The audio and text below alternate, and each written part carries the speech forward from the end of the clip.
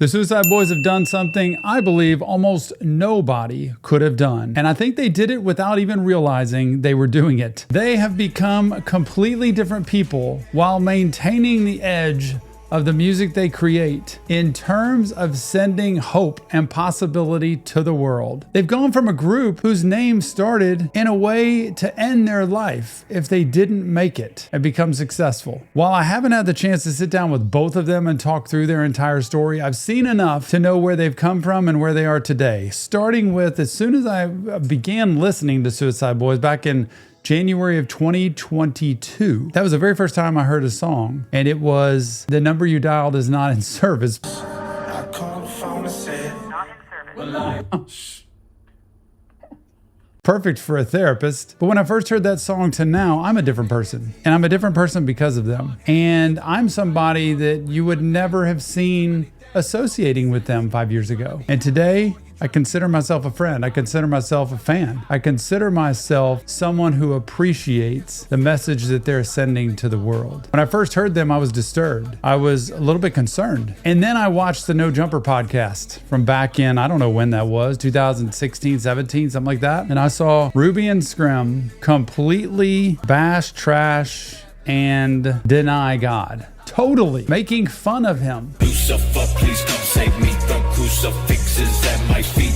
Walking through the depths of hell, watching as the ocean swell. Grapevine 9, that's Los Cartel. Nothing but death in every cell. As Scrim says in his concerts today, we mocked him. We made fun of him. Nothing to do with God, nothing to do with faith. Only live in the moment for whatever it is that makes you feel good now. Smoking and drinking, I ain't never thinking. Popping them pills till I'm under the cement. 666. Asking your city to tell you I'm Jesus, the motherfucking Antichrist. Suicide, we anti-life. Bitch, don't make me tell you twice that I can't go to heaven now. Well, one of the things I pulled from that was that these guys had no hope. There was only existence. There was only trying to get the next thing that would help me soothe the pain that has never been healed and the pain that they didn't know how to get rid of. There was only seeking the next bit of fame, glory, money, drugs, women, whatever it was. And it's not that any of that was amazing or going to fix anything, but I think in their mind, they felt like we are bent on destruction. And this feeling is good in the moment. Success, good. Money, girls, drugs, in the moment until it's not. And then it reached a point, I'm assuming, where rock bottom hits and there's help that needs to be gotten. You're either going to die or you're going to get well.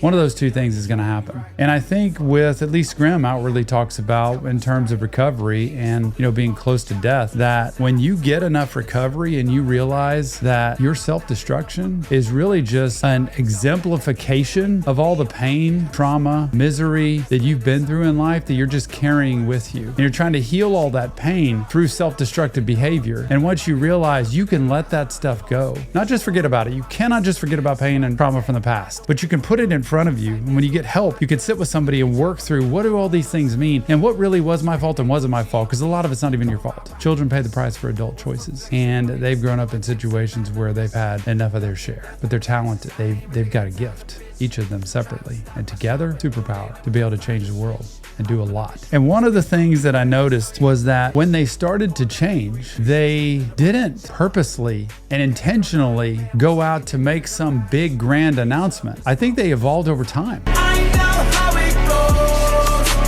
I didn't mean that road. It happened all so slow.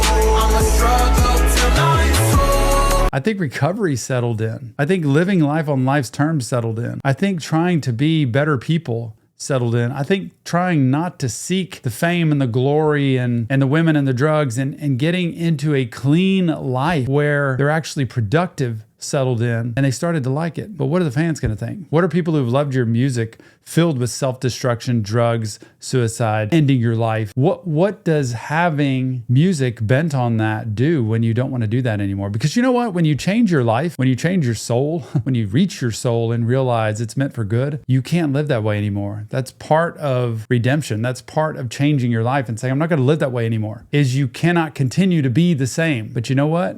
Don't lose who you are. So they did what I don't think anybody thought they ever would have done or could have done. They named their recent album Thy Kingdom Come, and they found faith. And I don't think they pushed their faith on anybody, but I think they pushed their life on people. I think they pushed their lifestyle. What we thought worked for us didn't. And what we thought was a coping skill was really a destructive skill. It was something that was ending us. And what we realized is we didn't know any other way to live. And please recognize when it comes to faith, that faith is different than religion. And people confuse religion and faith all the time. And religion is a practice that gets very judgmental and gets very exclusive. And faith is a relationship. It's a relationship with God. And even if you don't believe in God, they don't care. What they're saying is we're still going to make music the way we make music, but in a new way.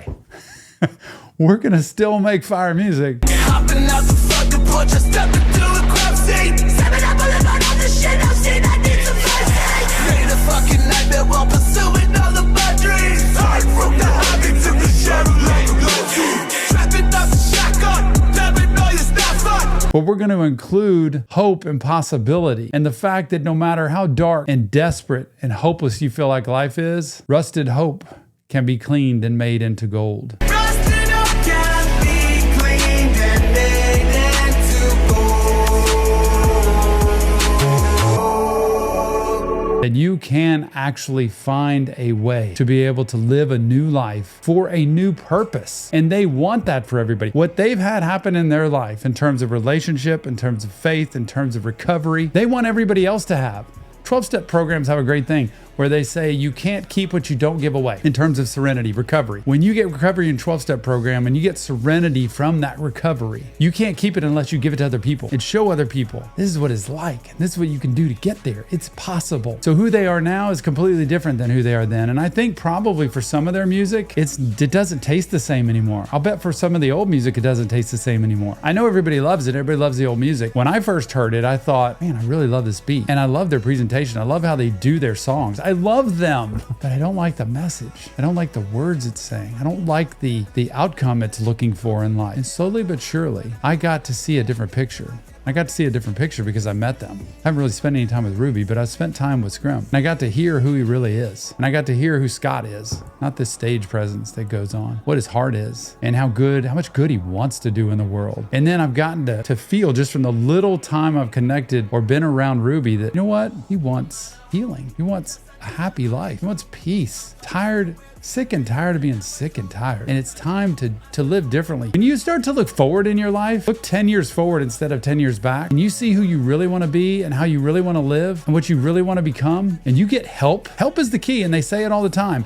Help is the key. You cannot do this on your own. Getting help and the right people in your corner. When you look 10 years forward, you start to strive towards something. You start to try to become something. And you know what? I think what they said was, it doesn't matter if everybody hates this. It doesn't matter if everybody turns on us. It doesn't matter what other people think. What matters is that we're doing this because we're proud of it. And that's what they're doing. And I believe they're proud of themselves, they're proud of their lives, and they're proud of the fans that are still there with them. Because I think there's a lot of fans who would sit back and say, finally. They've made their life better. I'm happy for them. Finally, they found a way to be joyful. They found a way to have hope. And I think it's pretty cool as a mental health professional that never would have listened to them before. And they've taught me lessons through their music. Number 1, don't judge a book by its cover. Number 2, don't throw anybody away. Number 3, be a beacon of hope and a beacon of light in the world, because they're bent on saving souls. And that doesn't mean preaching. That means letting people see that there's a better way to live life. And the best way to help people is to be the example. I go back to that No Jumper podcast, just that era there, and I think, wow, guys are broken and they're hurting, and it's okay, because I'm not going to preach to them back then. They wouldn't have wanted to meet me back then, probably. God works in mysterious ways. And just like Scrim said, you know, we mocked him, and you know what he did? Something really funny. He said, just watch what I'm going to do with these two. Just watch who I'm going to turn them into. And I feel the same for me, because God put me in front of them so that I can tell the world, number 1, how how amazing their music is, and number two, how amazing these two guys are as people. And that to me is something I don't think hardly anybody else could have done. And like Ruby said in that lyric, I didn't mean to grow, it happened oh so slow.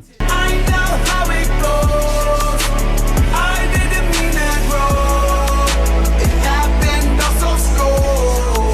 I'ma struggle till I'm through. You know what? It's so difficult to grow, but when you surrender and when you let go and you let it happen, it's amazing what can happen. And like Scrim said in one of his songs, heavy is the crown, so I cede to the cross. To be proud of letting go, to be proud of surrendering, to be, realistic enough to realize that it's too hard to carry this crown. It's too hard to try to be everything to everybody. It's too hard to try to make life hard. Sometimes we make life so hard on ourselves and we keep walking into the same pit, about the burning bridges, because I'd rather fall in ditches. Always burn my bridges, cause I'd rather fall in ditches.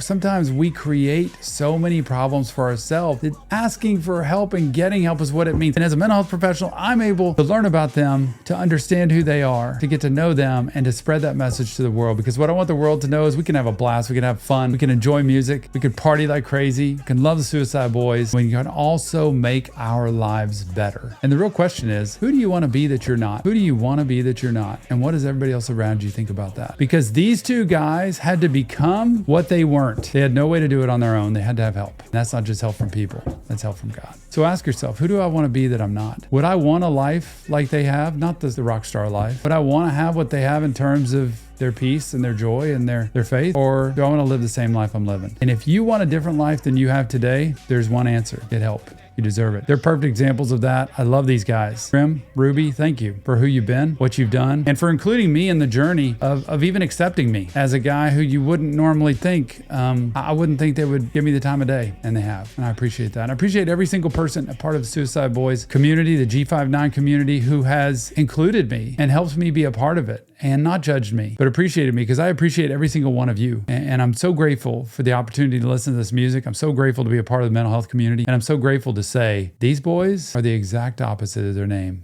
And I think that's the beauty in all of this. Thank you, Scrim and Ruby. Thank you, everybody in the G59 community, for watching the journey of where they've come from 11 years ago to now.